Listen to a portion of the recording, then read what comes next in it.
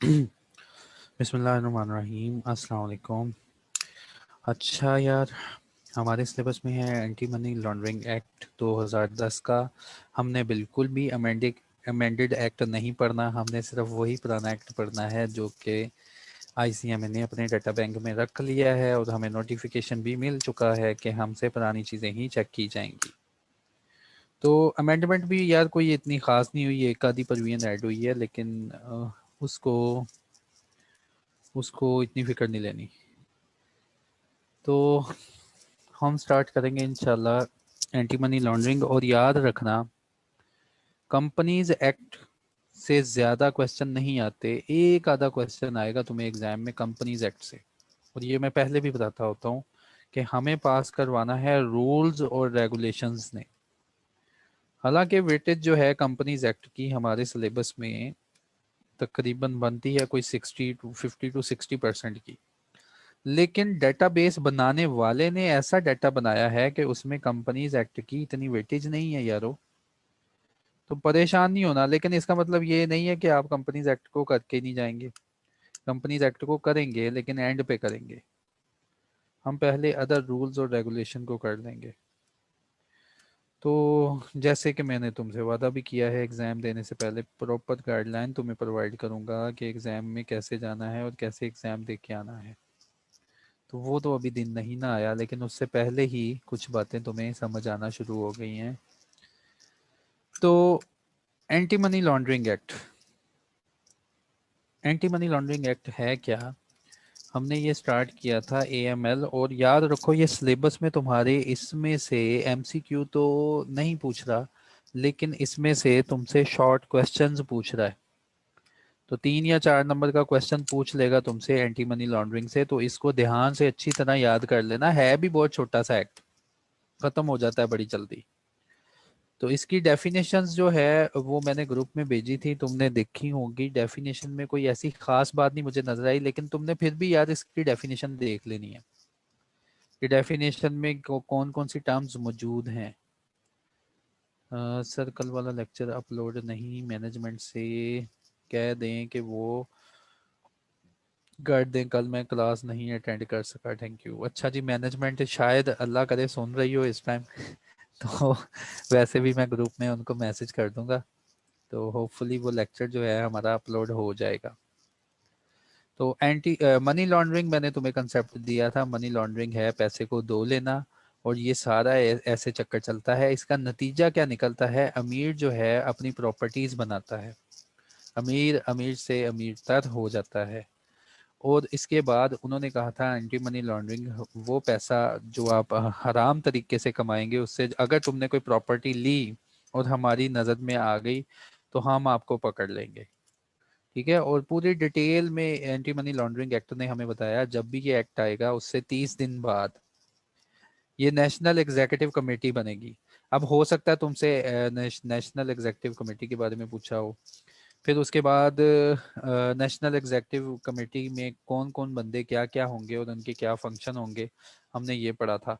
फिर उसके बाद इस नेशनल एग्जीक्यूटिव कमेटी का जो सेक्रेटरी होगा वो डायरेक्टर जनरल होगा वो इसका सेक्रेटरी होगा। उसके बाद हमने ये पढ़ा था कि नेशनल एग्जीक्यूटिव कमेटी को 2 कमेटी असिस्ट करेगी। सब कमेटी तो जितनी मर्जी कमेटियां बना लेगी अपनी मदद के लिए, तो उसके अलावा जनरल कमेटी इसको असिस्ट करेगी। जनरल कमेटी में फिर उन्होंने पूरी कंपोजिशन बताई हुई है, ये और ये सारी कंपोजिशन पढ़ लेना। यहाँ पे ओमिटेड का मतलब होता है कि पहले यहाँ पे किसी का नाम हमने यूज किया था, लेकिन ये क्या हुआ, कहाँ चला गया।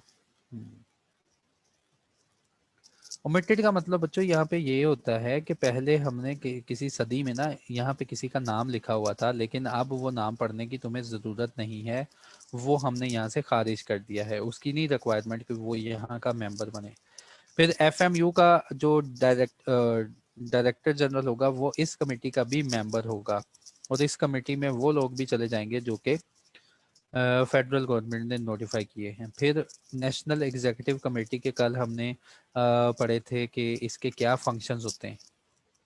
इसके कौन कौन से फंक्शंस होते हैं हमने वो पढ़े थे कि नेशनल एग्जीक्यूटिव कमेटी जो कि पाकिस्तान में नाफिज करेगी ये वाला एंटी मनी लॉन्ड्रिंग एक्ट, इसके क्या क्या फंक्शन होते हैं वो सब हमने पढ़े थे।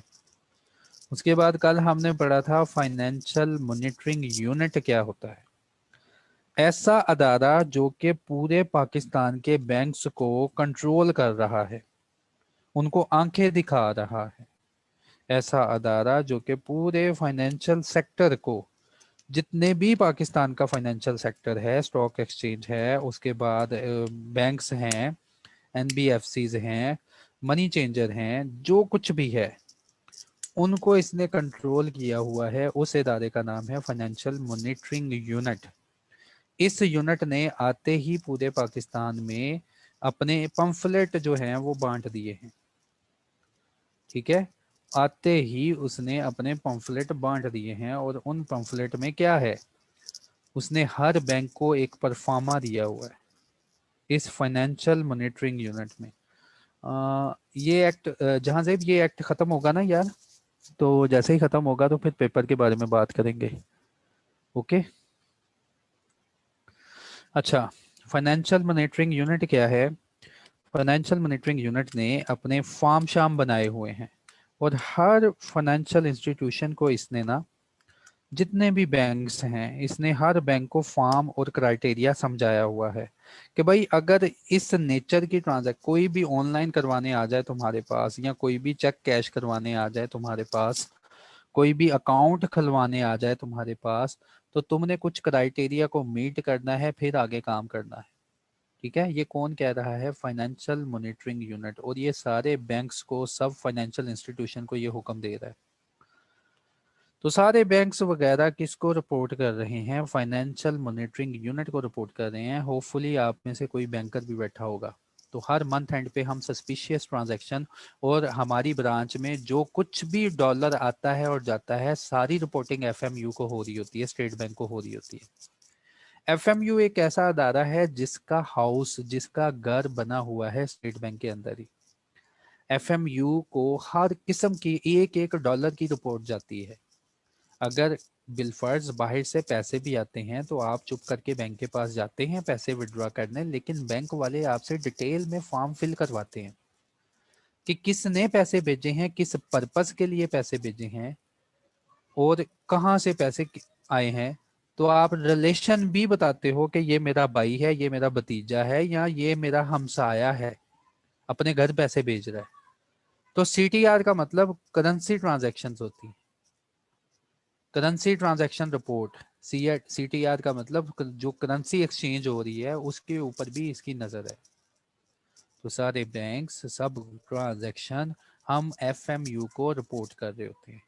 एफएमयू के पास एक क्राइटेरिया है जिसके ऊपर वो हर ट्रांजैक्शन को सस्पिशियस ट्रांजैक्शन कह देगा। कोई भी ऐसी ट्रांजैक्शन, जैसे कि ऐसी ट्रांजैक्शन जो कि बैंक ने इसको रिपोर्ट की और वो इसकी कोई डिटेल क्राइटेरिया उसको मीट कर गई, तो उस ट्रांजैक्शन को ये बोलेगा सस्पिशियस ट्रांजैक्शन, कि ये ट्रांजैक्शन ऐसी है जिसके ऊपर हमें अब शक आ गया है। या तो ये मनी लॉन्ड्रिंग की ट्रांजैक्शन होगी, या ये कोई टेररिस्ट फाइनेंसिंग की ट्रांजैक्शन है। तो एफएमयू जैसे ही कोई ट्रांजैक्शन आइडेंटिफाई करेगा, तो हमने पढ़ा है एफएमयू फौरन से वो ट्रांजैक्शन रिपोर्ट कर देगा ऐसी एजेंसीज को जो कि इन्फोर्स कर रही हैं anti money laundering act, NEC को, एफआईए को, नैब को। ये एफएमयू रिपोर्ट कर देगा, चुपके चुपके रिपोर्ट करेगा। हमने ये भी पढ़ा था कि बड़े कॉन्फिडेंशियल मैटर से, बड़े कॉन्फिडेंशियल बेसिस से वो ये एनालिसिस डेसिमिनेट कर देगा, फैला देगा। जितने भी सेक्टर पाकिस्तान में काम कर रहे हैं उनमें एफएमयू ये रिपोर्ट्स वगैरह फैला देता है। फिर एफएमयू के और भी काम है कि ये रिपोर्ट का एनालिसिस करने के बाद, पूरी इन्वेस्टिगेशन करने के बाद, ये सारा रिपोर्ट और डाटा संभाल के रखेगा। उसके बाद अगर अदालत ने या किसी इन्वेस्टिगेटिंग एजेंसी ने इससे डाटा मांगा तो वो डाटा उसको शेयर कर देगा। फिर एफएमयू का हमने एक और फंक्शन पढ़ा था कि एफएमयू पाकिस्तान का बाहर की कंट्री के जो भी एफएमयूज होंगे वो उनको कोई भी नाम दें, जो बाहर की कंट्रीज में, कुवैत में, जो अमेरिका में जो यूनिट बने हुए हैं मनी लॉन्ड्रिंग के खिलाफ, उनके साथ हमेशा कोलैबोरेशन में रहेगा। अगर वो इससे डाटा मांगेंगे तो उनको असिस्ट करेगा, अगर ये उनसे डाटा मांगेगा तो वो इसको असिस्ट करेंगे। और एफएमयू पाकिस्तान की नुमाइंदगी भी करेगा।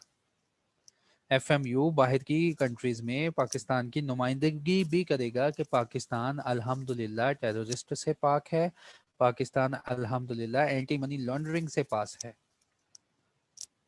और जब इससे एग्जाम्पल पूछी जाएगी तो एफएमयू क्या करेगा, मियाँ साहब की एग्जाम्पल दे देगा, देखो मियाँ साहब को तो हमने बाहर भेज दिया ना, एएमएल में मुलविस थे। ऐसी बात नहीं यार, ऐसी बात बिल्कुल नहीं। तो वो एफएमयू जो है पाकिस्तान की नुमाइंदगी करेगा। ठीक है, ग्रे लिस्ट से अल्लाह का शुक्र है पाकिस्तान निकलता जा रहा है, उसमें एफएमयू जो है वो नुमाइंदगी कर रहा है। तो ये सारे फंक्शन थे एफएमयू के।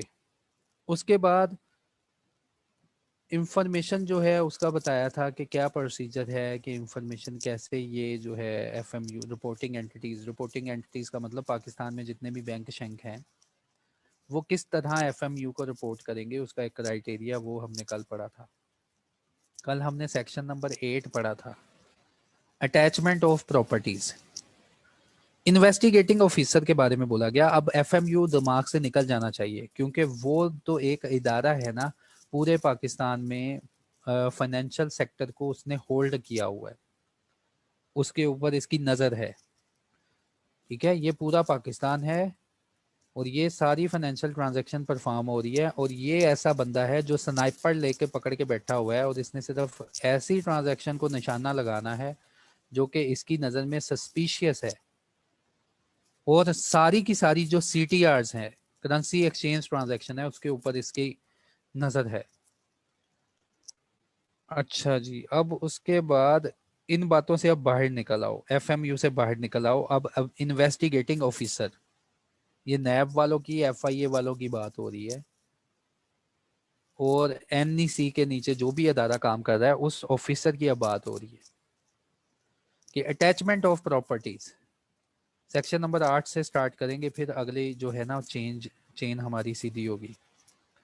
सेक्शन नंबर 8 में उसने कहा कि प्रॉपर्टी को अटैच कर लिया जाएगा। अटैचमेंट ऑफ प्रॉपर्टी का मतलब है कि इन्वेस्टिगेटिंग ऑफिसर जिसको ये शक है कि ये जो शुगर मिल है ये मनी लॉन्ड्रिंग के पैसे से कमा के तो फिर लगाई गई है, तो इन्वेस्टिगेटिंग ऑफिसर इस शुगर मिल के ऊपर निशान लगा के आ जाएगा कि ये है वो प्रॉपर्टी जिसके लिए मैंने अब काम करना है। इसको कहते हैं अटैचमेंट ऑफ प्रॉपर्टीज।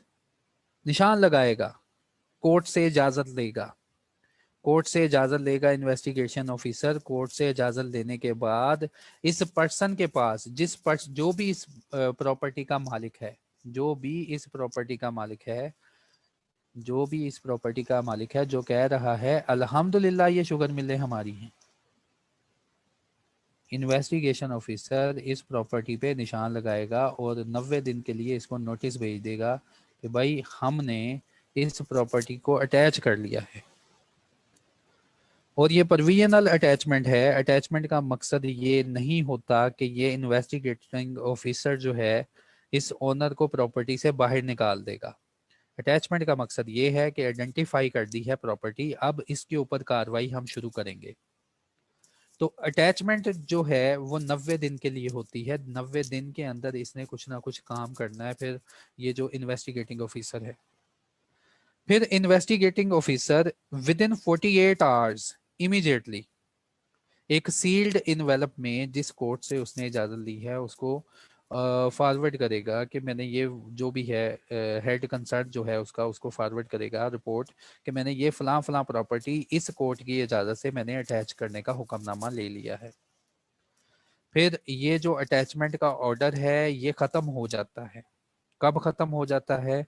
अगर 90 दिन गुजर जाए, कोई बात सबूत जो है वो लिया ना जाए इनसे, या on the expiration of finding made, या कोई फाइंडिंग ऐसी मिल गई जो कि सेक्शन नंबर 9 में बताई गई है, which ever is earlier.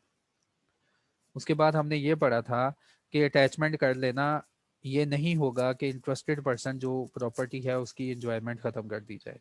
Interested person का ये मतलब है कि जो पर्सन पोजेशन होता है प्रॉपर्टी में। फिर जिस इन्वेस्टिगेटिंग ऑफिसर ने ये कोर्ट से ऑर्डर लिया था वो कोर्ट को जाके रिपोर्ट देता रहेगा कि मैंने इस प्रॉपर्टी का क्या किया। अटैचमेंट करने के बाद मैंने कल भी बताया था कि हमने मियाँ साहब से पूछा था, मियाँ जी कब, क्यों, कैसे, कहाँ से और कैसे आया ये पैसा, हमने ये सब कुछ पूछा था। यार मियाँ जी की एग्जांपल मैं इसलिए देता हूँ कि मियाँ साडा शेर है और वो बेचारे इस प्रोसेस से गुजर चुके हैं, और दिल ना चाहते हुए भी मैं उनकी एग्जांपल दे रहा हूँ क्योंकि ये सारा केस हम सब लोगों की आंखों के सामने से गुजर चुका है। तो ये सारा मामला मैं इसलिए तुम्हें एग्जांपल दे देता हूँ। इसका मकसद बिल्कुल नहीं है कि मैं किसी की दिल आज़ारी कर रहा हूँ या मैं जो है किसी को कह रहा हूँ कि मियाँ साहब ख़राब थे। नहीं यार, वो उनका अपना मसला, वो ठीक थे या ख़राब थे, लेकिन मैं लॉ पढ़ा रहा हूँ, मेरी मजबूरी है केस को कोर्ट करना।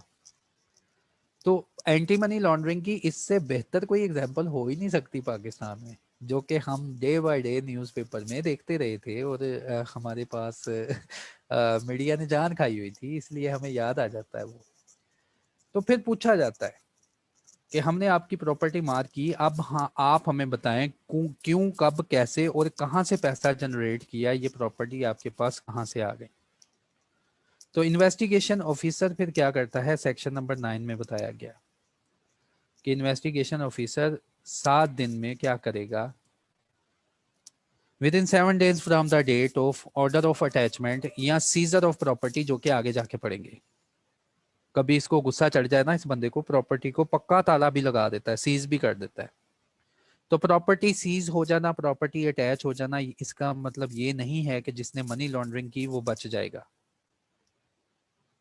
इसका मतलब हरगिज ये नहीं है कि जिसने मनी लॉन्ड्रिंग करके ये मिल लगा ली है वो मिल हम हमारे हवाले कर दे और बच जाएगा। उसकी इन्वेस्टिगेशन की जाएगी, उसको एक नोटिस दिया जाएगा, उसको पूछा जाएगा बताओ तुम्हारी सोर्स ऑफ इनकम क्या थी, वो कौन से हैं असासे जो तुम कह रहे हो कि जनाबे वाला ये हैं वो असासे जिनसे मेरे खानदान ने ये प्रॉपर्टीज बनाई, वो असासे किधर हैं, अर्निंग क्या रही है तुम्हारी और एसेट्स क्या है जिनके जरिए तुमने ये प्रॉपर्टी इतनी बड़ी बना ली, प्रूव करो।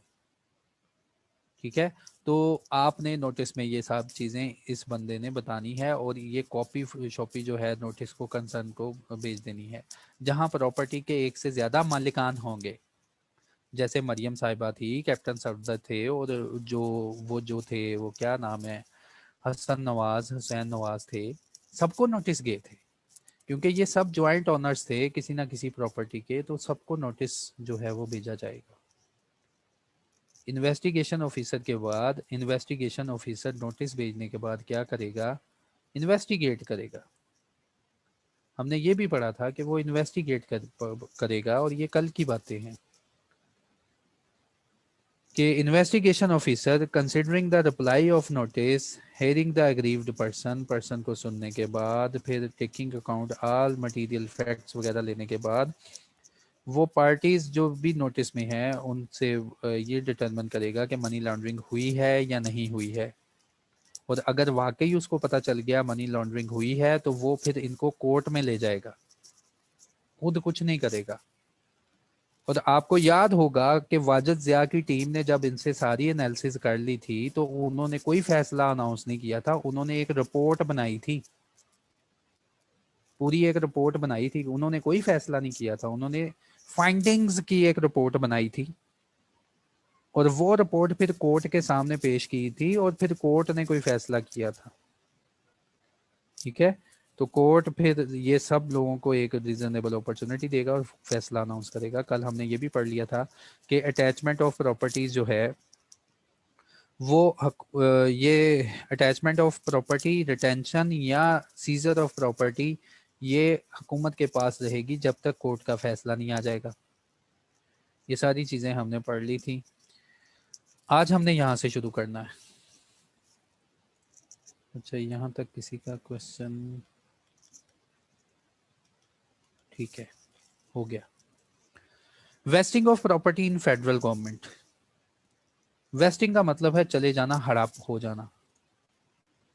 Wasting of property in federal government, federal government के पास ये प्रॉपर्टी हड़प हो जाएगी, उसके नाम पे चली जाएगी। Where an order of forfeiture, forfeiture कहते हैं हड़प काट जाना, has been passed, has been made in respect of any property of a person, जहां पे किसी भी पर्सन की प्रॉपर्टी के खिलाफ कोर्ट ये ऑर्डर अनाउंस कर देगा ना कि उसकी प्रॉपर्टी को हड़प कर लिया जाए, कब्जे में ले लिया जाए। All rights and title in such property shall vest absolutely in the federal government free of all encumbrances। Encumbrance क्या होता है? प्रॉपर्टी को अगर रख के किसी ने लोन लिया है ना, उसको कहते हैं इनकम्बरेंस। मॉर्गेज कहता है जो प्रॉपर्टी, जैसे यार बेचारे मियाँ साहब की जो प्रॉपर्टी थी, जो विलास थे, और जो हमारे इसहाकडार साहब थे, उनका जो बंगला शंगला था, तो उनके खिलाफ भी ऑर्डर पास हुआ था कि इनकी प्रॉपर्टी हड़प कर ली जाए। वो हड़प करने का मतलब क्या होता है कि इनकी प्रॉपर्टी जो है अब फेडरल गवर्नमेंट खा पी जाएगी, फेडरल गवर्नमेंट के अकाउंट में ऐड हो जाएगी। तो कहता है जब ये कोई भी कोर्ट ऐसा ऑर्डर पास कर लेगा ना, तो वो property free of any charge, free of any encumbrance, encumbrance का मतलब होता है इस प्रॉपर्टी के ऊपर अगर किसी का भी कुछ लेन देन हुआ तो वो सारा ही माफ मूफ करके, यानी कि वो नहीं देखा जाएगा कितना लेन देन है। जैसे फेस्को वाले बोलेंगे हमारा बिल है इस प्रॉपर्टी पे, जैसे सुई गैस वाले बोलेंगे हमारा भी बिल है इस प्रॉपर्टी में, जैसे कोई और बैंकर बोलेगा कि हमने इस प्रॉपर्टी के अगेंस्ट कर्जा भी दिया हुआ है, कहता ना अब चलो छुट्टी हो गई। ये सारी की सारी जो प्रॉपर्टी है वो फेडरल गवर्नमेंट को वेस्ट हो जाएगी, फेडरल गवर्नमेंट को चली जाएगी। Nothing in this section shall operate to discharge any person from any liability in respect of such encumbrance which may be legally enforced against such person। वो कहता है जी ये सेक्शन जो है, nothing in this section shall operate to discharge any person, ये section किसी person को discharge नहीं कर रहा from any liability in respect of such encumbrance. कहता है जिन जिन लोगों ने इस प्रॉपर्टी को रख के कर्जा लिया था ना, इसका मतलब ये नहीं कि वो पर्सन भी डिस्चार्ज हो गए हैं, वो अपना कर्जा अलहदा उतारेंगे। मैनेजमेंट ऑफ फॉरफिटेड प्रॉपर्टीज, अब ये जो प्रॉपर्टी हमने हड़प की है इसकी मैनेजमेंट कौन करेगा? फेडरल गवर्नमेंट में by order established, federal government में by order published in official gazette appoint as many trustee and receiver as it think fit to perform the function of an administrator। कहता है इस property को manage करने के लिए जो प्रॉपर्टी हड़प की होगी, या तो वो कोई कंपनी होगी, याद है ना कंपनी में एक हमने मैनेजर या रिसीवर अपॉइंट किया था, मैनेजर या कोई रिसीवर अपॉइंट किया था। तो कहता है जी कोई प्रॉपर्टी अगर कोई हड़प हो जाती है तो उसमें federal government by notification manager या रिसीवर अपॉइंट कर देगी, जो कि उसके ऊपर एडमिनिस्ट्रेटर यानी कि मार्शल लॉ के तौर पे उसके ऊपर काम करेगा। Administrator appointed shall receive and manage the property in relation to which an order has been made in such manner and subject to such condition as may be prescribed. वो कहता है एडमिनिस्ट्रेटर इस प्रॉपर्टी को उसी तरह manage करेगा और उसी तरीकों से मैनेज करेगा जिन तरीकों से उसको बता दिया जाएगा कि तुमने प्रॉपर्टी को मैनेज करना है। Administrator shall also take such measures as the federal government may direct to dispose of property which is vested in the federal government under section number 10। और एडमिनिस्ट्रेटर इस प्रॉपर्टी को डिस्पोज ऑफ करते हुए वो सारी बातें मानेगा जो फेडरल गवर्नमेंट कहती है। अच्छा ये है वो सेक्शन जिसकी वजह से आए दिन पॉलिटिकल पार्टीज अखबार में अपना इश्तिहार देती हैं कि चार दीवारी और चादर का तकद्दस ही पमाल कर दिया गया, हालांकि वो बिल्कुल बाय लॉफुली जो होता है एक छापा मारते हैं। आपने सुना होगा कि हमारे जो वजीर खजाना थे वो बहुत पुराने वजीर खजाना थे, अल्लाह का शुक्र है कोई नया वजीर खजाना नहीं था, ये पुराने वजीर खजाना की बात हो रही है जो कि रिटायर्ड थे, यानी जिनकी हुकूमत जा चुकी थी, उनके घर से इतना पैसा निकल आया कि मशीनें गिनते गिनते खराब हो गई। तो सोचो जो एग्जिस्टिंग वजीर खजाना होंगे, अल्लाह माफ करे, उनके पास क्या कुछ नहीं होगा। तो पुराने वजीर खजाना साहब थे, जब मुझे पता है जब उनके घर छापा पड़ा तो पॉलिटिकल पार्टीज बोल रही थी कि चादर और चार दीवारी का तकद्दस ही पमाल कर दिया गया। तो वो ये होता है ये देखो मैंने एक डायग्राम बनाई है, एक पुलिस वाला ये दरवाजा तोड़ने जा रहा है और दूसरा पुलिस वाला कह रहा है यार रुक जा, अदालत में इन लोगों ने तुम्हें पकड़ लेना है। वो कहता है यार चुप करो, तुम ना मेरे खिलाफ बस गवाही देना, आप मुझे मेरा काम करने दो। ठीक है, ये वाला कह रहा है, ये मुझ जैसा पुलिस वाला है, वो कहता है यार रुक जाओ, हमें ना नॉक करके अंदर जाना चाहिए। ये कहता है तुम चुप करो, लेकिन अदालत में ये ना कुछ बताना कि मैंने इन राइट्स की खिलाफ वर्जी की है। ये तो वैसे ही एक मजाया पिक्चर है। तो जी, इन्वेस्टिगेटिंग ऑफिसर के पास इख्तियार है कि जब उसे कॉन्फिडेंशियल इंफॉर्मेशन कोई मिले, कोई ऐसी इंफॉर्मेशन मिले जो उसके ख्याल में किसी जगह पे कोई मनी लॉन्ड्रिंग का पैसा, हाँ मनी लॉन्ड्रिंग की प्रॉपर्टी या प्रॉपर्टी से रिलेटेड कागजात या मनी लॉन्ड्रिंग के सबूत या कोई शवाहिद पड़े हैं ना, तो इन्वेस्टिगेटिंग ऑफिसर क्या करेगा, ऐसी जगह पे छापा मारेगा। ऐसी जगह पे जाके वो ऐसे ही जो है दीवारें तोड़ देगा। आगे जाके हम पढ़ेंगे इन्वेस्टिगेटिंग ऑफिसर के पास सारा इख्तियार है। और ये तो फिल्में भी देखते हो यार, बॉलीवुड मशहूर है गप्पे मारने में। वो स्पेशल 21 वो मूवी देखी होगी, मैंने देखी हुई है। वो है अक्षय कुमार की मूवी है, अगर नहीं देखी तो आज देख लेना। उसमें ऐसे ही करते हैं वो जी। उनका है सीबीआई अदारा, हमारा तो नैब है ना, उनका सीबीआई अदारा है।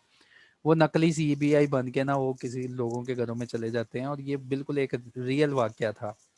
वो नकली बन के चले जाते हैं और दीवारें तोड़ देते हैं जी, लॉकर तोड़ देते हैं, जो होते हैं वो सोफे तोड़ देते हैं, पैसा ही पैसा निकालते हैं।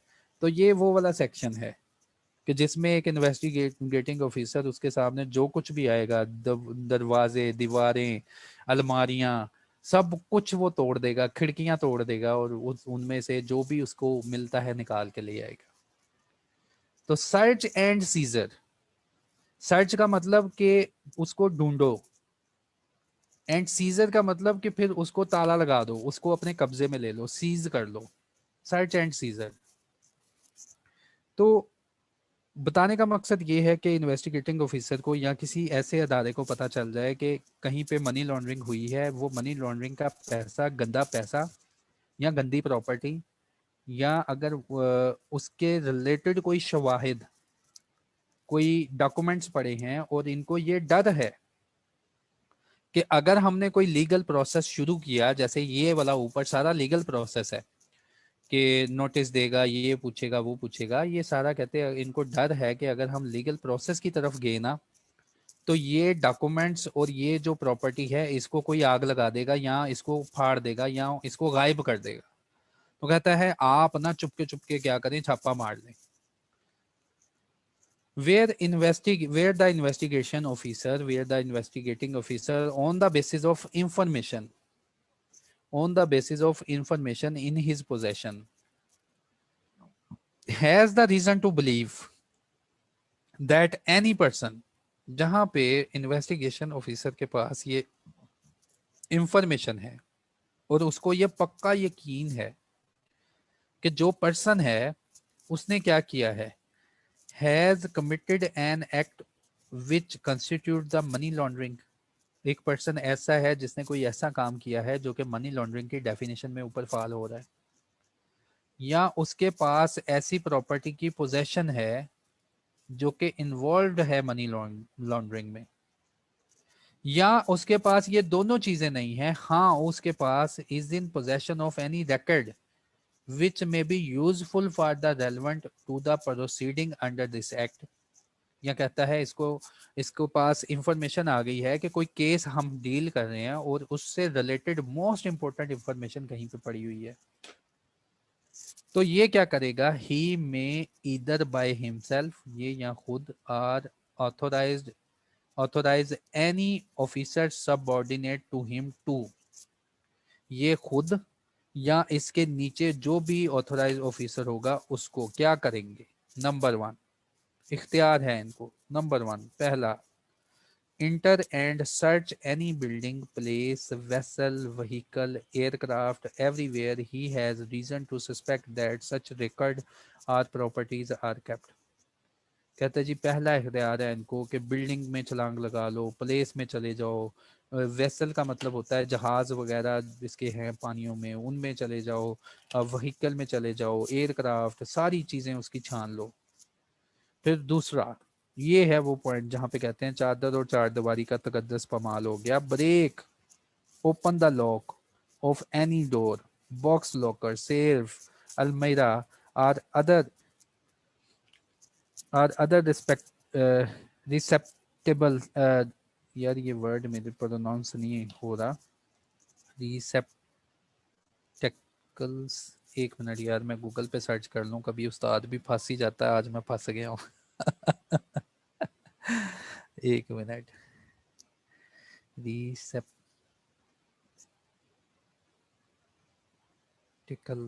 रिसेप्टिकल्स,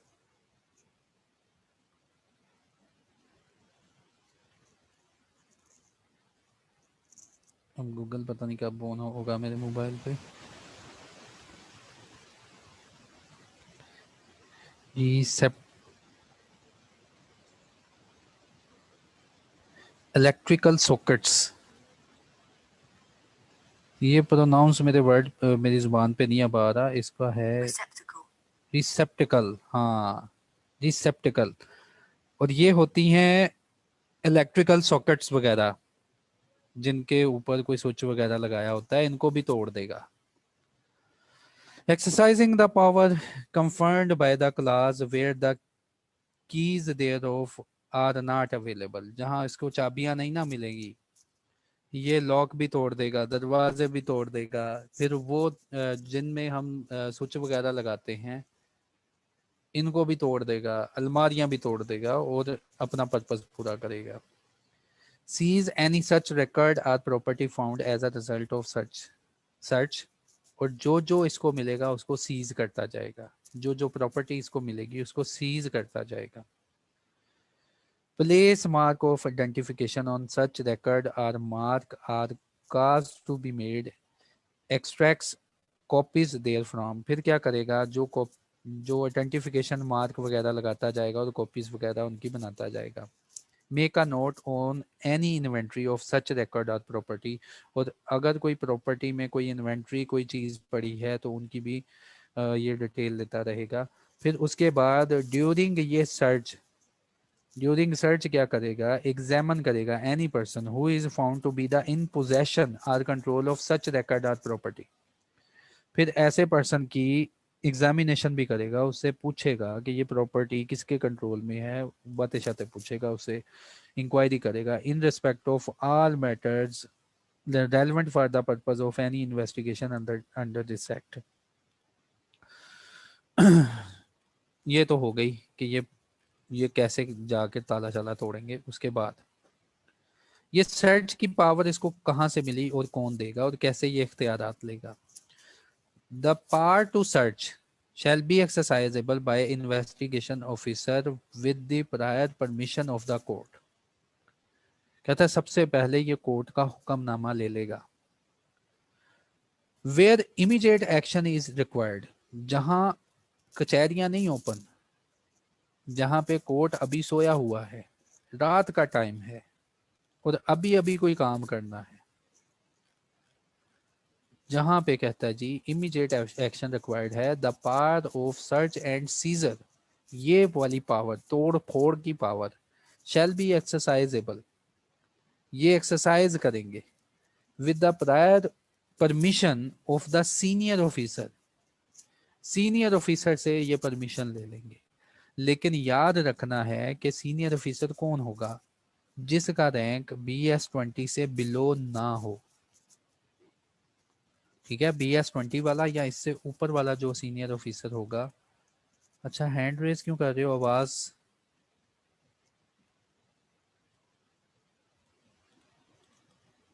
हैंड रेज कोई कर रहा है, आवाज ठीक है यार, कोई एक बच्चा बता दे, क्योंकि आवाज के मैसेज ना मेरे पास इकट्ठे हो जाए। नो मैसेज क्लियर है, बस ठीक है, बस सही है। कोई बार बार हैंड रेज कर रहा है तो मैंने समझा शायद। अच्छा जी, तो कहता है जहाँ इमीडिएट एक्शन रिक्वायर्ड है ना, कोर्ट नहीं जाग रहा, तो आप ऐसा करें, जो BS-20 का ऑफिसर है या उससे अबव के रैंक का है, उसकी इजाज़तनामा लें और जाके तोड़ फोड़ शुरू कर दें। Investigation officer shall within 48 hours, investigation officer within 48 hours immediately after the search and seizure के within 48 hours forward a copy of the report on search and seizure to the head of the concerned investigating or prosecuting agency in sealed envelope. Investigation officer search and seizure के 48 घंटे के अंदर अंदर prosecuting agency जो कि ये case deal कर रही है, प्रोसीड कर रही है, उसको या इन्वेस्टिगेटिंग ऑफिसर को रिपोर्ट करेगा कि हमने क्या फाइंड किया।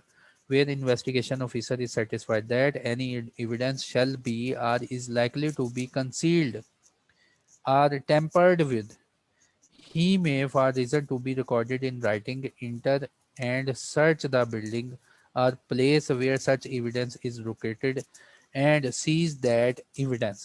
जहाँ कहता है इन्वेस्टिगेशन ऑफिसर को यकीन हो कि जो रिकॉर्ड इसने फाइंड किए वो टेम्पर्ड है, असली नहीं है, उनको चेंज करने की कोशिश की गई है, वो ये रिकॉर्ड भी जो है इनको भी सीज करेगा। और फिर जहां इसको यकीन हुआ कि असली डॉक्यूमेंट और इनके रिकॉर्ड्स वगैरह कहाँ पे मौजूद है, तो वो ये वहां भी सर्च एंड सीजर लगा सकता है।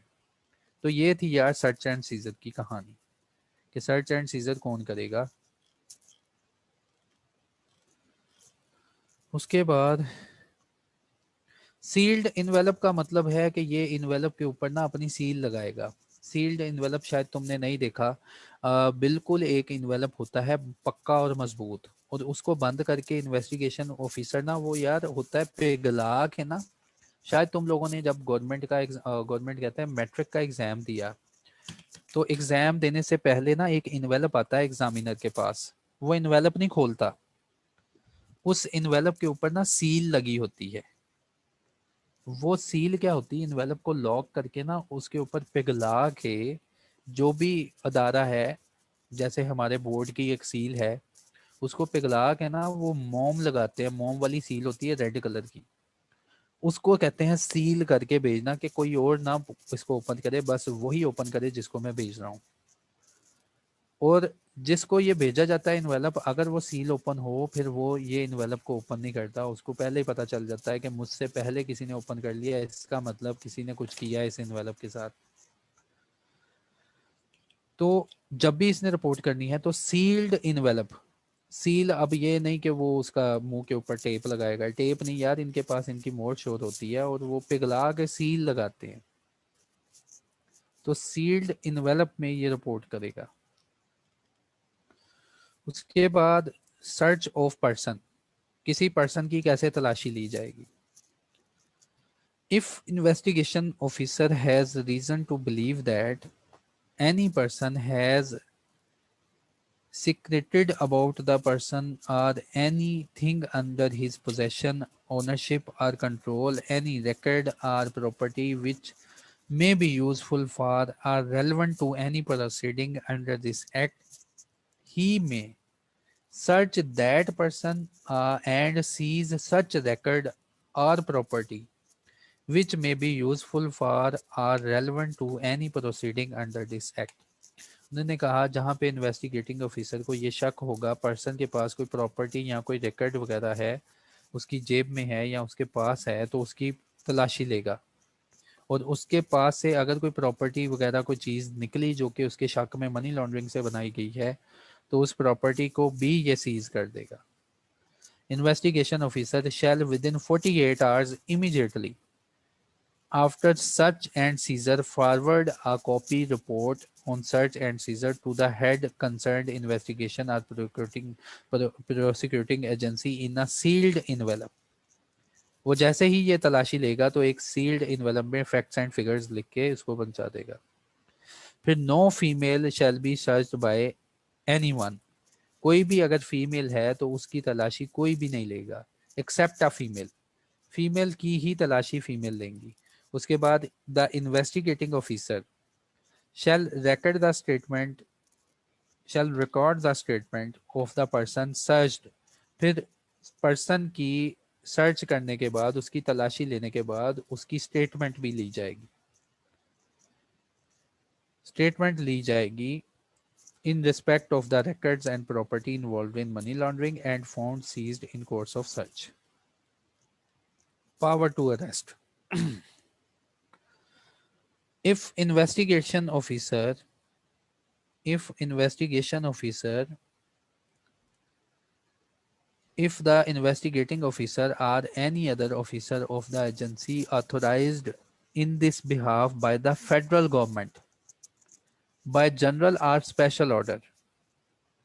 अगर इन्वेस्टिगेशन ऑफिसर उसके पास ये इख्तियार है या अपने साथ किसी ऐसे बंदे को लेके आया है जिसके पास ये इख्तियार है, जिसको फेडरल गवर्नमेंट ने स्पेशल ऑर्डर दिए हैं कि जाओ जाके बंदे को भी पकड़ लेना,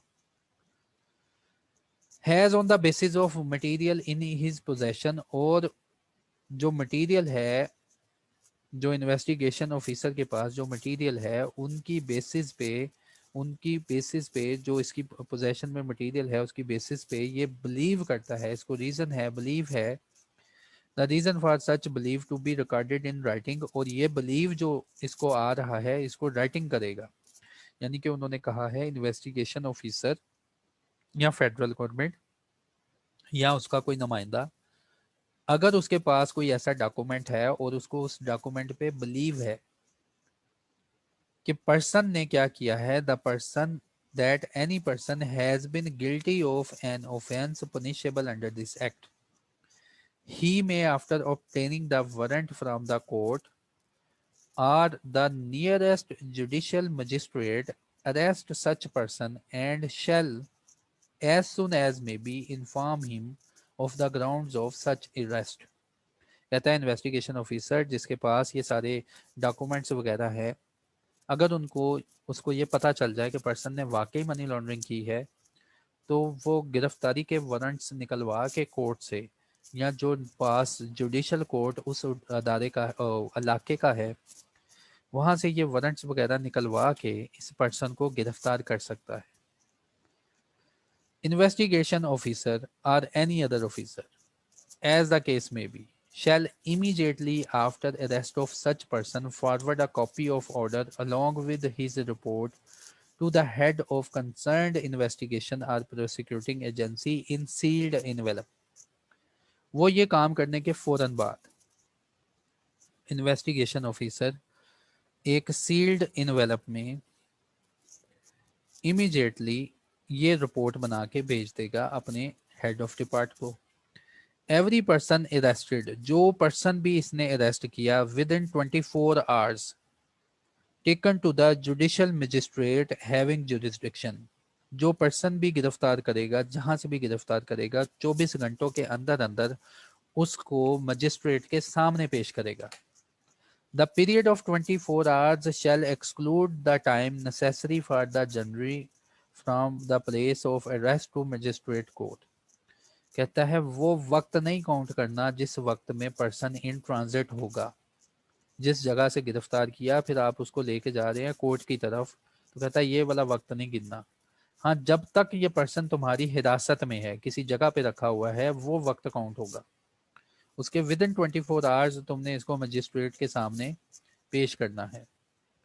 रिटेंशन ऑफ प्रॉपर्टी, प्रॉपर्टी को रिटेन रखें। मैं पानी पी लूँ 1 मिनट।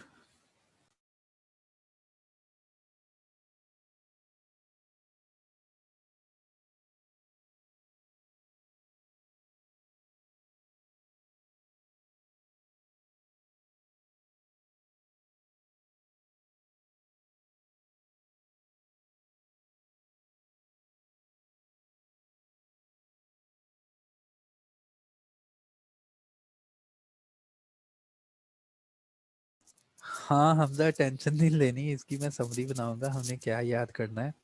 लेकिन यार देखो, मैंने भी पैसे लिए हुए हैं आईसीएमए से, मैंने तो सारी चीज़ें बतानी है ना, तो एंड पे जो तुमने क्या करना है वो तो मैं बता के जाऊंगा ना, तो टेंशन ना लो, अभी सब पढ़ो।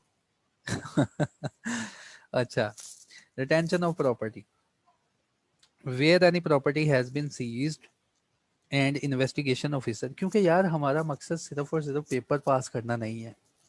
अगर तो पेपर पास करना है ना, तो 1 2 3 में मैं तुम्हें गाइड कर दूंगा कि क्या क्या करना है, तो तुमने पेपर पास कर लेना, उसकी टेंशन ना लो। इंशाल्लाह तुम्हारा पेपर पास है, इंशाल्लाह।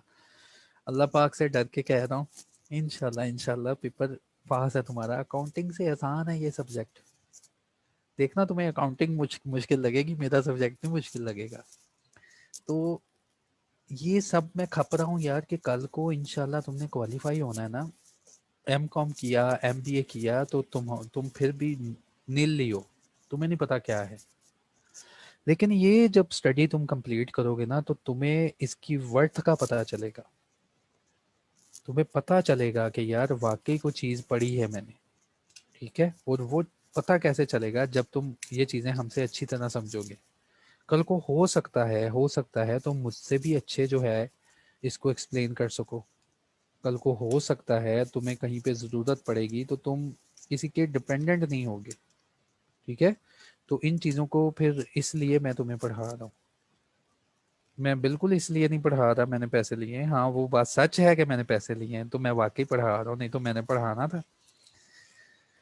तो अब सुनो, अब बिल्कुल परेशान नहीं होना, ये लेंथ में जा रहा है, जाता तो जा ही जाए। हमने तो इसमें से फिर वो चीज़ें निकाल लेनी है ना जो हमारे काम की हैं।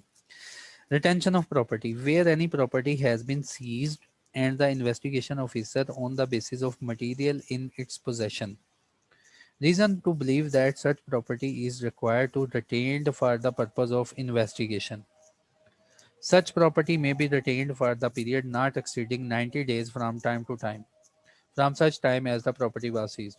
उन्होंने कहा जहां एक प्रॉपर्टी को कब्जे में ले लिया जाए और इन्वेस्टिगेशन ऑफिसर को ये यकीन है कि ये प्रॉपर्टी उसको कहीं ना कहीं इन्वेस्टिगेशन में मुकाम देगी, तो ये प्रॉपर्टी जो रिटेन रखनी है, 90 दिन के लिए अपने पास रिटेन रखनी है।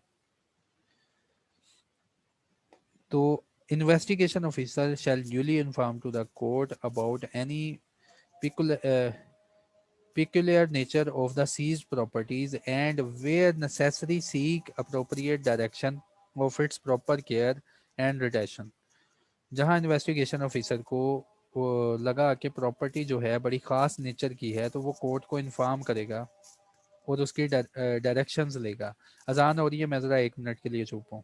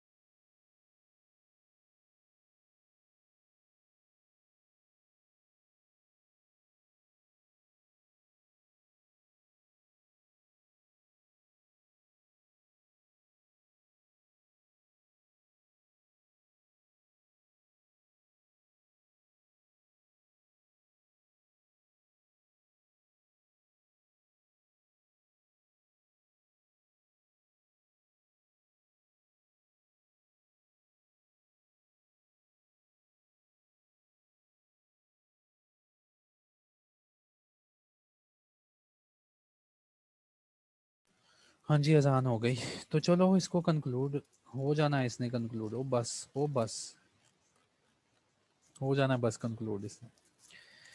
Investigation officer immediately after he possessed and required for the retention of property for the purpose of investigation forward a copy of order to the head of concerned investigation or prosecuting agency in a sealed envelope on the expiry of 90 days. The property shall be returned to the person. Expiry of 90 days के बाद अगर कुछ finding नहीं हुई तो ये property उस person को वापस दे देनी है या सीज्ड कर लेनी है या कोर्ट से इजाज़त ले लेनी है इस प्रॉपर्टी को मजीद रिटेन के लिए. Court, before authorizing the retention of such property beyond the period specified, shall satisfy itself that the property is from prima facie, अच्छी नीयत से प्रॉपर्टी. प्राइमा फिशाई का मतलब है कि ऐसा एविडेंस है जो कि ज़ाहरी नज़र आ रहा है.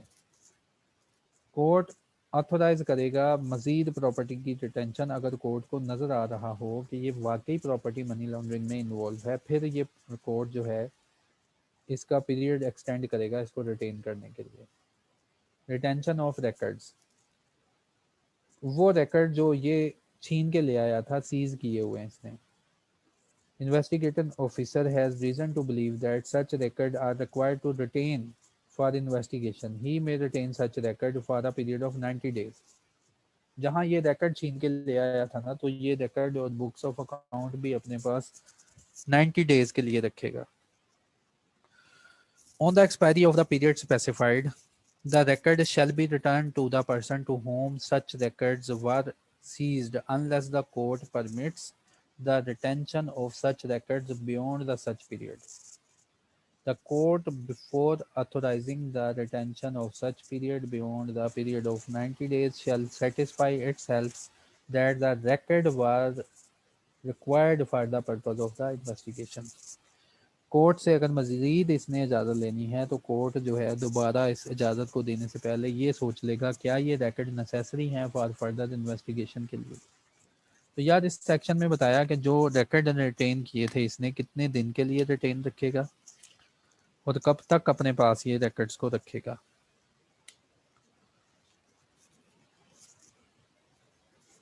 Presumption as to record or property in certain cases. Where any document of public record is found in the possession or control of any person in the course of a survey or search under this act, or where any record have been received from any place outside Pakistan duly authorized by such authority or person in such manner as may be prescribed during the course of proceeding under this act, the court or investigation agency or prosecuting agency as may be shall presume that the signature and every other part of such record which purports to be in the handwriting of any particular person or which the court may reasonably assume to have been signed by or to be in the handwriting of any particular person is in that person handwriting, and in the case of record executed or attested that it was executed and attested by the person by whom it purposed to have been so executed or attested. उन्होंने कहा जी जहाँ पे ऐसी property या ऐसा record जो कि पाकिस्तान में नहीं है, पाकिस्तान से बाहर है, उसका कैसे प्रूफ पता चलेगा कि ये ड्यूली ऑथोराइज और ऑथेंटिकेटेड है या किसकी राइटिंग में है. तो कहता है हम प्रज्यूम करेंगे कि जिसकी तरफ से ये डॉक्यूमेंट इशू हुआ है या जिसकी तरफ से ये टेस्ट वगैरह करवाना था, अगर उस बंदे ने ये डॉक्यूमेंट पे साइन किया है या लिखा हुआ है, हम प्रज्यूम करेंगे कि उसने, प्रज्यूम का मतलब हम मान लेंगे कि उसने ही लिखा है या साइन किया है. Admit the document in evidence if such document is otherwise admissible in evidence, और ये उस डॉक्यूमेंट को एविडेंस बना लेंगे अगर इनको लगा कि ये एविडेंस का हिस्सा है. ज्यूरिसडिक्शन, किस कोर्ट की ज्यूरिसडिक्शन होगी जहाँ पे ये सारे फैसले होंगे, उसके बारे में बताया गया है. तो आगे यार एक ये खुद पढ़ लेना. अब मैं इसको कंसाइज करता हूँ. पहले तो मैं तुम्हारे क्वेश्चन की तरफ आ जाऊँ, फिर इनको कंसाइज करते हैं कि हमने एग्ज़ाम के लिए क्या लेना है और क्या छोड़ जाना है. अच्छा, पहले तुम्हारे क्वेश्चन आ जाने चाहिए मेरे पास. सर आज जो पेपर हुआ उसके बारे में डिस्कस करें प्लीज़, उसके बारे में डिस्कस करें. पेपर के बारे में क्या डिस्कस करें?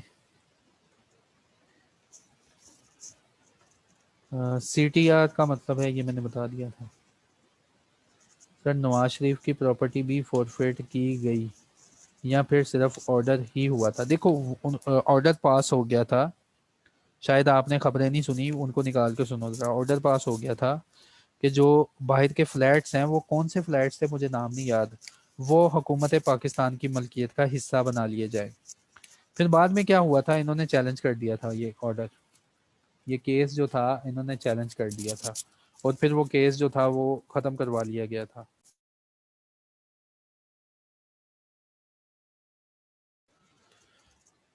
तो वो तो ये केस था यार। अगर कुछ नाम मिले तब इन्वेस्टिगेशन पे जुर्माना लगेगा? नहीं, इस पे जुर्माना नहीं लगेगा। अगर वो कोई तोड़ फोड़ कर गया ना तो उस पर कोई जुर्माना नहीं है। ठीक है, हाँ क्लियर है। सर जी 3 इडियट्स में वो पेपर चोरी करते हैं वहाँ दिखा था। हाँ वहाँ पे उसने वो वो जो सील लगाई हुई थी ना पेपर में, तो वो उन्होंने सील ब्रेक की थी, तो दोबारा भी वो सील लगा रहे थे दोबारा उसके ऊपर। ठीक है, कि ये पता ना चले कि ये सील ओपन की है। बड़ी लंबी कहानी है सर, वैसे सर जी इन पॉइंट्स को समरी में लिखना होगा या वैसे ही काफ़ी लेंथी पॉइंट है? समरी मैं बता देता हूँ, अभी टेंशन नहीं लेनी तुम्हें।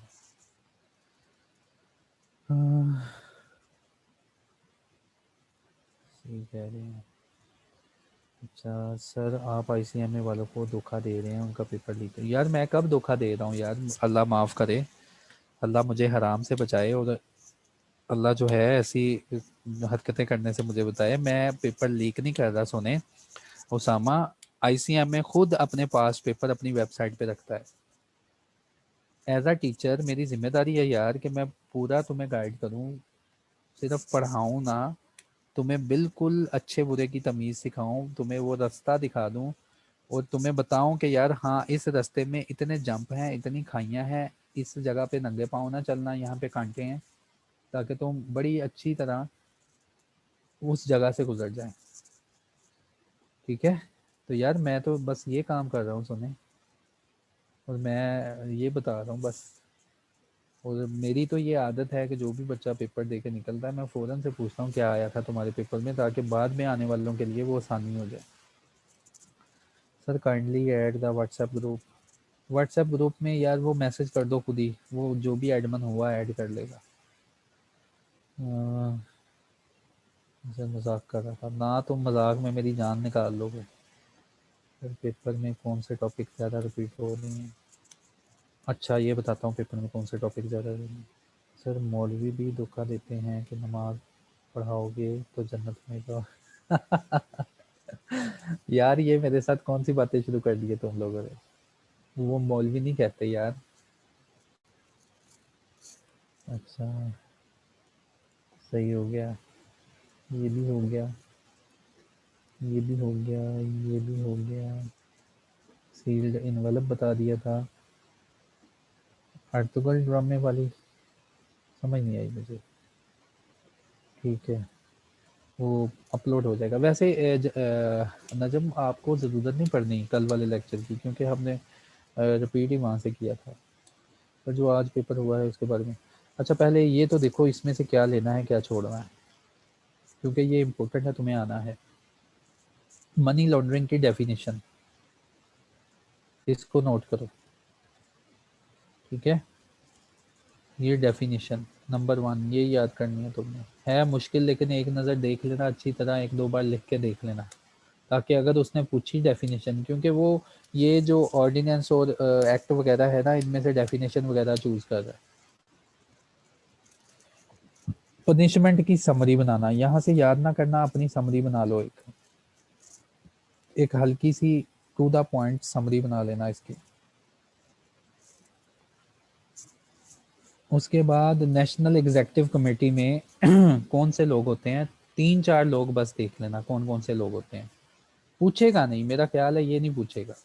अगर पूछ लिया तो 3-4 लोगों का नाम लिखना तो हक बनता है यार। मुझसे पूछ लो आंखें बंद करके, मुझे पता है बड़े बड़े लोग होने हैं। बस ये याद रख लेना इसका चेयरमैन कौन होगा, फिर आगे गप्पे ही मार देंगे हम कि foreign secretary sorry, minister foreign. अब मिनिस्टर रेलवे तो नहीं ना आ सकता इसमें। Minister law and justice, minister interior, governor SBP, chairman SCCP, ये तो हमारे घर के कंसेप्ट हैं, ये तो हम लिख लेंगे ना। तो इस कंसेप्ट का भी कोई वजन नहीं है। तो दूसरे नंबर पे ये देखना कि चेयरमैन नेशनल एग्जीक्यूटिव कमेटी का क्याम कब होगा, ये एमसीक्यू के लिए है पॉइंट। और इसमें कौन आएगा, ये शायद लिखवा ले तो लिख देना तुम। ये भी एमसीक्यू का पॉइंट है कि इसका सेक्रेटरी कौन होगा। उसके बाद ये भी यार घर की चीज़ है, चेयरमैन कौन होगा बस ये देख लेना और आगे गप छोड़ देना, चल जाएगी। ये भी घर की चीज़ है, इसका भी कोई वजन नहीं। हाँ ये चीज़ है याद करने वाली, कोई से 4 फंक्शन NEC के पूछेगा, और ये डाटा बैंक में पड़ा हुआ है। NEC के कोई से 4 फंक्शन जो तुम्हें सोखे सोखे लगते हैं ना, वो उठा लो यहाँ से और उनको लिखाना। ठीक है, पहले डेफिनेशन मैंने सिखाई तुम्हें कि डेफिनेशन याद करोगे। दूसरा पॉइंट ये बस इसमें से याद करना है, कोई से 4 फंक्शन। उसके बाद फाइनेंशियल मॉनिटरिंग यूनिट क्या है, इसको समरी बना लेना। फाइनेंशियल मॉनिटरिंग यूनिट क्या है और ये कहाँ पे होता है, समरी। उसके बाद फाइनेंशियल मॉनिटरिंग यूनिट के फंक्शन क्या होते हैं, कोई से 4 सूखे सूखे फंक्शन ले लो यहाँ से बस, कोई से 4 फंक्शन जो दिल को अच्छे लगे ना वो ले लो, कोई भी 4 फंक्शन। उसके बाद ये नहीं करना तुमने, अटैचमेंट ऑफ प्रॉपर्टी समरी बना लो कि प्रॉपर्टी को कैसे अटैच करना है, समरी बना लो, छोटी सी समरी बना लो अपने पास। ठीक है, ये 2-3 पॉइंट की है, समरी बना लो कि जब भी प्रॉपर्टी अटैच करनी है कोर्ट से अप्रूवल लेनी है। अप्रूवल लेने के बाद प्रॉपर्टी को 90 दिन से ज़्यादा के लिए अटैच नहीं कर सकते। 48 घंटे के अंदर एक सील्ड इन्वेलप बनाना है, वो हेड को बताना है। ठीक है, बस इतनी सी एक ना समरी बना लो कि अगर ये मुझसे इसने पूछ लिया तो मैं थोड़ा थड़ इसको बातें सुना सकूं। ओके हो गया, इसकी समरी बना लो। 48 घंटे याद रखना इस एक्ट के लिए, रट लो 48 घंटे। उसके बाद ये भी समरी बना लो बस, इसको एक नज़र पढ़ लेना, समरी बना लो, छोटे पॉइंट बनाओ इसके यहाँ से कि नोटिस में क्या पूछेगा, बस छोटी सी समरी। मैं तो कहता हूँ एक बार तुमने समरी बना ली ना, इसकी छोटा करके लिख लिया, तो तुम्हें ये दोबारा पढ़ने की ज़रूरत नहीं है। क्योंकि जो एग्जामिनर है ना उसका मेन टारगेट जो आ रहा है ना वो NEC के पूछ लेता है फंक्शन क्या बताएं, फाइनेंशियल मॉनिटरिंग यूनिट के फंक्शन पूछ लेता है, या मनी लॉन्ड्रिंग की डेफिनेशन पूछ रहा है। और और ये भी समरी, छोटी सी समरी बनानी है।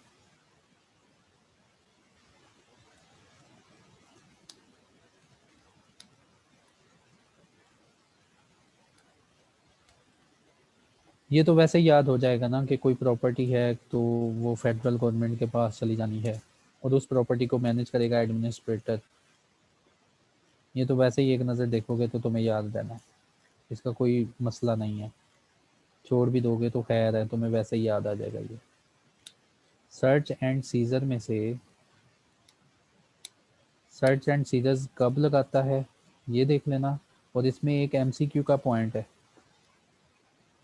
MCQ का पॉइंट है कि ये सर्च एंड सीजर की पावर कब अप्लाई होती है, ये MCQ का पॉइंट है। कोर्ट की परमिशन लेनी है या BS20 वाले की परमिशन लेनी है। 48 आवर्स लाजमी याद रखना। सर्च एंड सीजर पर कब ये लगाएगा, ये छोटा करके लिख लेना अपने पास। ये आई थिंक सो मैंने कोई तीसरा पॉइंट बताया है जो याद करने वाला है। ये ना याद करना अरेस्ट वाला। हाँ ये जो है सर्च का, और ये अरेस्ट का छोटा सा नोट बना लेना कि अगर इसने किसी को अरेस्ट किया, अगर इसके पास बिलीव हुआ किसी को अरेस्ट किया तो उसको कोर्ट से वारंट लेने के बाद अरेस्ट कर लेगा। और उसके बाद 24 घंटों के, सिर्फ यहाँ पे 24 घंटे हैं, 24 घंटों के अंदर अंदर ये मजिस्ट्रेट के सामने उसको पेश करेगा, और कितने टाइम के अंदर पेश करेगा वो बता देना। रिटेंशन ऑफ प्रॉपर्टी हमें पता चल गया, कोई भी प्रॉपर्टी रिटेन करनी है 90 दिन के लिए, अगर 90 दिन के लिए ज़्यादा से रिटेन करनी है कोर्ट से अप्रूवल चाहिए। समरी, ठीक है, समरी, समरी का मतलब होता है लंबी कहानी बाद में जो हम छोड़ेंगे। रिटेंशन ऑफ रिकॉर्ड, अगर कोई रिकॉर्ड रखना है तो 90 दिन के लिए अपने पास रखना है, अगर ज़्यादा दिन के लिए रखना है कोर्ट से अप्रूवल लो, और कोर्ट अप्रूवल देते वक्त ये देख लेगा कि ये मनी लॉन्ड्रिंग के केस के लिए फ़ायदा मंद है या नहीं, बस। और कुछ नहीं याद करना तुमने, बस। देखा क्या हमने याद किया और क्या सब कुछ छोड़ दिया हमने, टेंशन नहीं लेनी। एग्ज़ाम में जाते हुए बस डेफिनेशन देख लो और ये बातों का ख्याल रखो जो मैंने बोला है, बस इसको फिर छोड़ दो। और कोई क्वेश्चन किसी का? पेपर जो आज हुआ यार, पेपर का पैटर्न मैंने तुम्हें पहले भी समझाया था कि कंपनीज एक्ट से बहुत कम देगा, हालांकि मैंने कंपनी एक्ट के ऊपर तुम्हारी उम्रें गुजार दी। सारा याद कर लो, अगर तुम्हारी हिम्मत है तो सारा याद कर लो। मैं तो उन बच्चों को गाइड कर रहा हूँ जो कि कह रहे हैं हमने सारा याद नहीं करना और पास भी करना है, ठीक है। तो क्या इसका नाम है, कंपनी एक्ट जो है ना हमारे सिलेबस में है ज़्यादा, लेकिन जिस बंदे को हमने पैसे दिए ना, उसने जो हमारा स्ट्रक्चर बनाया है उसमें कंपनीज एक्ट इतना ज़्यादा नहीं है। और जब एक बार पैसे लगा दी देती है ना कोई कंपनी, कोई ऑर्गेनाइजेशन, तो वो जब तक पैसों को अच्छी तरह यूटिलाइज ना कर लिए जाए तो फिर दोबारा पैसे नहीं लगते। तो उस बंदे ने बना छोड़े यार क्वेश्चन, उनको पता है कि ये कॉर्पोरेट लॉ के जब बच्चे आएंगे ना तो इनका ज्यादा ध्यान होना है कंपनी एक्ट की तरफ, जो कि खत्म ही नहीं हो रहा। कंपनी एक्ट को सबसे एंड पे पढ़ के जाएगा जो भी पेपर देने जाएगा, और वो मैं सारा सीक्वेंस यार तुम्हें बताऊंगा एक दिन बैठ के ना। हम जब ये हमारी कंक्लूजन होगी ना जल्दी इंशाल्लाह, रह गए हैं कुछ थोड़े ही दिन, उसमें मैं तुम्हें बताऊंगा कि पहले किस चीज़ को हाथ लगाना है फिर किस चीज़ को हाथ लगाना है, तुम उसमें करके जाओगे इंशाल्लाह सब कुछ। तो सर ये ना हो कि आईसीएम में के दोबारा पेपर दे दे, एग्ज़ाम फी दोबारा आएगी, चलो न्यू पेपर बना, नहीं यार, नहीं। अब मैं कुछ खुली बातें यहाँ पे नहीं बयान कर सकता, मैं तुम्हें कह रहा हूँ ना, तो उन बातों को सुन लो, जो दिल में है ना तुम्हारे उन बातों को छोड़ दो, जो मैं कह रहा हूँ ना बस उनको सुनो। तुमने एंटी मनी लॉन्ड्रिंग, अब बस ये सोच लो कि ये आज जो पढ़ाया ना इसको सबसे पहले पढ़ना है तुमने, ये तुम्हारे एग्जाम में आना है, इसकी जान ना छोड़ना। और इसमें क्या लेना है क्या छोड़ना है वो मैंने तुम्हारे सामने रख दिया कि पेपर में क्या पूछ रहा है, ठीक है। तो ये एक्ट जो है मैंने समराइज कर दिया। एएमएल के बाद ज़्यादा हिट पे टारगेट रहता है इसके एनबीएफसी, उसकी डेफिनेशंस। फिर एनबीएफसी के बाद उसका टारगेट रहता है रूल्स और रेगुलेशंस, ठीक है। और किसी का यारो कोई क्वेश्चन हो तो मुझे बताएं, किसी और का कोई क्वेश्चन है तो मुझे बताएं।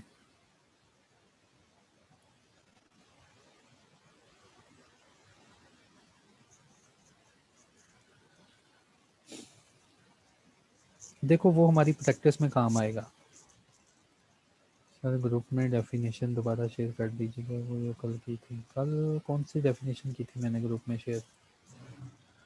कंपनी एक्ट बहुत काम की चीज़ है, हाँ कंपनी एक्ट की इंफॉर्मेशन होनी चाहिए, सबको होनी चाहिए, लेकिन पेपर में इतना कंपनी एक्ट नहीं तुमसे पूछे जाए, पेपर में कंपनी एक्ट नहीं इतना पूछेगा तुमसे।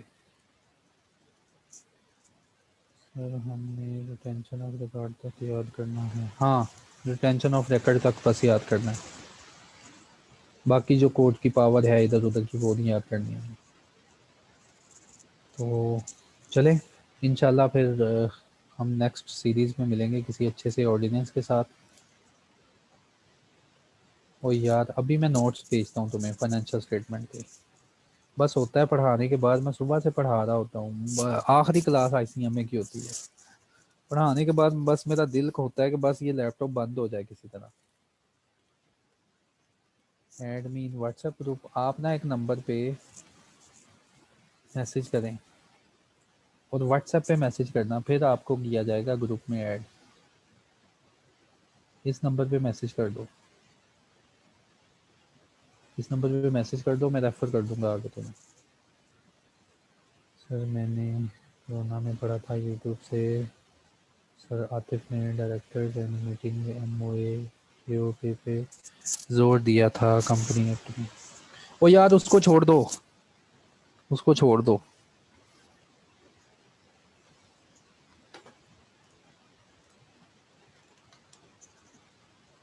ओके, अल्लाह हाफिज़।